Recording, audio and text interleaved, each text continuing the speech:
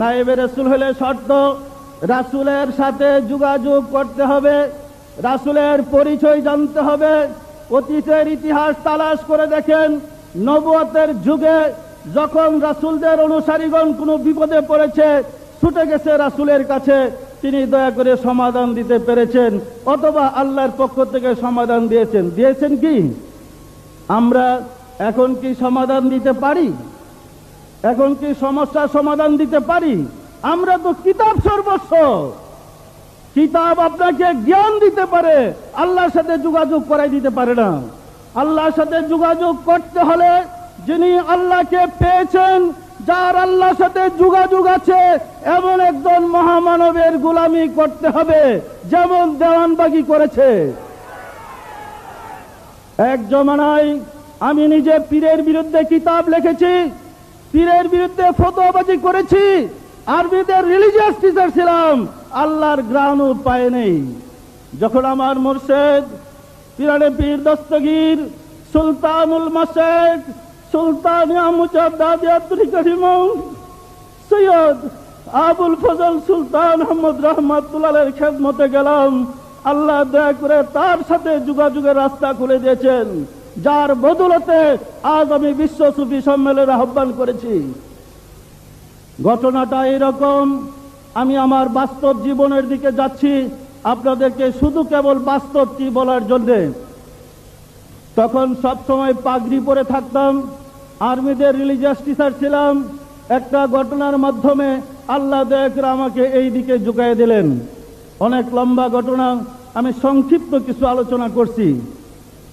তখন শরীয়তের খেলাফ কোনো কাজ আমি পছন্দ করতাম না, এখনো পছন্দ করি না, কিন্তু শরীয়তের ট্রেনিং নিয়েছি আমার মুর্শিদের দরবারে।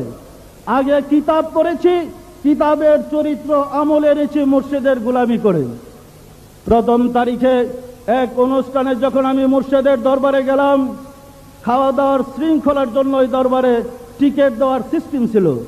আমি গেলাম, টিকিট দিচ্ছেন, তখন দেখি মুর্শিদ কেবলাজানের মাথায় টুপি নেই।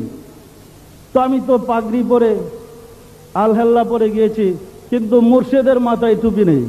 দেখা মনটা খারাপ হয়ে গেছে, মনটাতে কষ্ট লাগছে।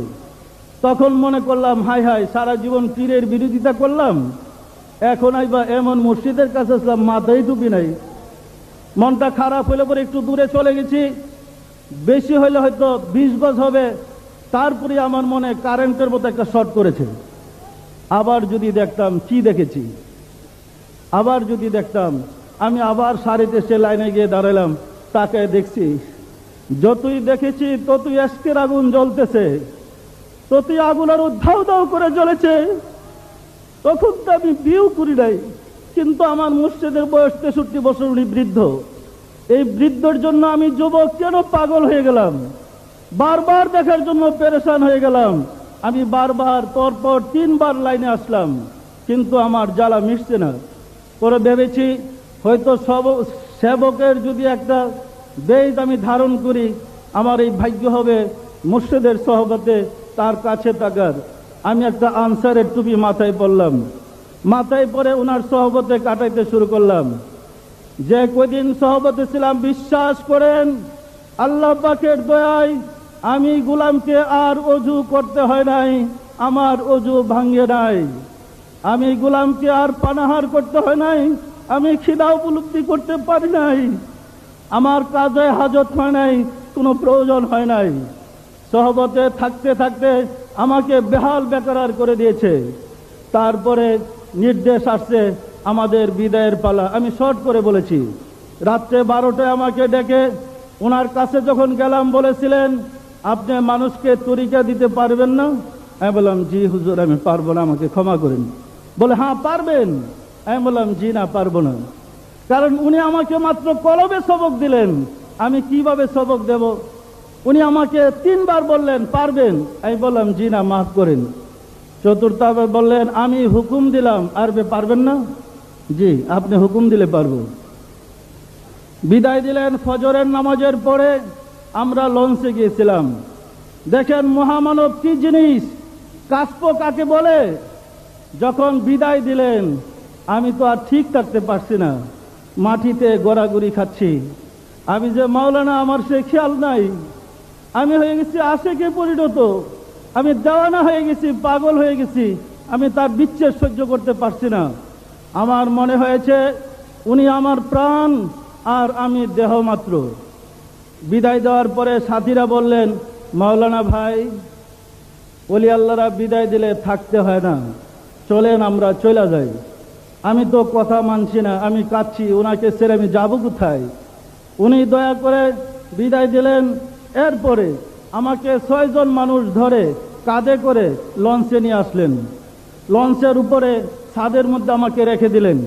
আমি একটা চাদর মুদা দিয়ে শুধু কাঁদছি। আমার হুঁশ নাই, আমি কোথায়?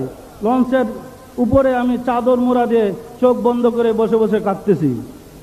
এমন সময় দেখি আমার মুর্শেদ পিরানে পীর দস্তগীর সুলতানুল মাশায়েখ সুলতান ইয়া মুজাদ্দাদ ইয়া তরিকার ইমাম সৈয়দ আবুল ফজল সুলতান আহমদ রহমাতুল্লাহ আলাইহি আমার সামনে বেতের চেয়ার মুবারকে বসে আমার সাথে কথা বলতেছেন।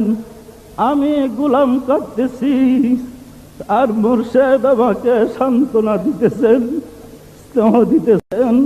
আমি বসে বসে শুধু চোখের পানি ছাড়তেছিলাম।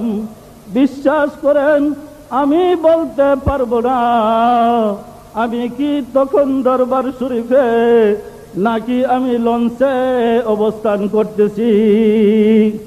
লঞ্চ যখন পদ্মা নদীর মাঝে চলে আসছে, লঞ্চে আমাদের এক জাকের ভাইয়ের ছেলে লঞ্চের জানালা দিয়ে পদ্মা নদীতে পড়ে গিয়েছে। লঞ্চ থামিয়ে ফেলেছে, কান্নাকাটি শুরু হয়েছে। ওই বাচ্চা হারিয়ে গেছে। তাই পদ্মার মাঝে কি খুঁজে বাচ্চা পাওয়া যায়? পানির অতল তলে বাচ্চা ডুবে গেছে। প্রায় 45 মিনিট লঞ্চ থেমে কান্নাকাটি শুরু হয়েছে। আমার সাথী যারা আমাকে নিয়ে গেছিলেন, একজন আমাকে ধাক্কা দিয়ে বলে, মাওলানা ভাই, আমরা ভীষণ বিপদে পড়েছি। আমি জিজ্ঞাসা করলাম, কি বিপদ? বলল, আমাদের একটা বাচ্চা নদীতে পড়ে গেছে, খোঁজ পাচ্ছি না। তখনও কিন্তু আমার মুর্শেদকে দেখি সামনে বসা বেতের চেয়ারে কথা বলতেছেন, কিন্তু এটা আমার কাছে ডিস্টার্ব মনে হইতেছিল তার কথাগুলো।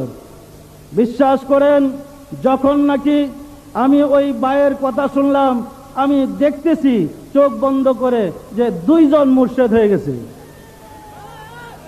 একজন আমার সামনে বেতের চেয়ারে বসা, আরেকজন 5-6 ফুট পানির নিচে ওই বাচ্চাটাকে কুলে নিয়ে বসে আছে।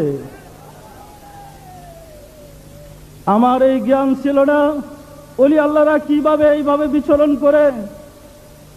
তখন ওইখানে কমপক্ষে 25 থেকে 30 ফুট পানি হবে, 5-6 ফুট নিচে বাচ্চাটাকে ধরে বসে আছে। আমি বললাম, চোখ বন্ধ করি, ভাই আপনারা আমার বাঁ দিকে পানির নিচে দেখেন, আপনাদের মুর্শেদ আপনাদের বাচ্চা কুলে নিয়ে বসে আছে। জাপ দিয়ে 4-5 জন নদীতে পড়ে গেল। বিশ্বাস করেন, এই বাচ্চাকে খুঁজে পেয়ে গেছে এবং সেই বাচ্চা জিন্দা, 1 ফোঁটা পানি পান করে নাই। আশেক ভাইরা, শরীয়তের এমন কোন বিদ্যা আছে যা দিয়ে এভাবে মানুষকে সাহায্য করা যায়? এমন কোন কিতাব আছে যে কিতাব পড়লে মানুষকে সাহায্য করা যায়? থাকলে দেখেন, এই কিতাব দেওয়ানবাগি পড়ে আসছে গোলামির মাধ্যমে, এলমে কালবের মাধ্যমে, আল্লাহর সাথে যোগাযোগের মাধ্যমে মানুষকে সাহায্য করা যায়। যায় না? যায় না? বলেন তো, যায় না? যায় না? এই দেশে ইসলাম কে আনছে? এই দেশে ইসলাম কে এনেছে? আল্লাহর ওলিগণ। কে এনেছে? আল্লাহর ওলিগণ। ওনারা রাষ্ট্রীয় ক্ষমতা, সৈন্য সামন্ত নিয়ে পিটায় পুটায় মুসলমান বানাইছে? কি বলেন? ওনাদের যে অলৌকিক ক্ষমতা, রাসূল নবীদের যে অলৌকিকতা ছিল, যে অলৌকিকতা দিয়ে রাসূল চাঁদকে 2 টুকরা করেছিলেন, সেই অলৌকিক ক্ষমতা দিয়া নির্যাতিত নিপীড়িত মানুষকে আকৃষ্ট করেছে। একটা ঘটনা দেখলে মানুষ সারা জীবন গোলাম হয়ে থাকতে চায়। চায় না? চায় না? বলেন তো।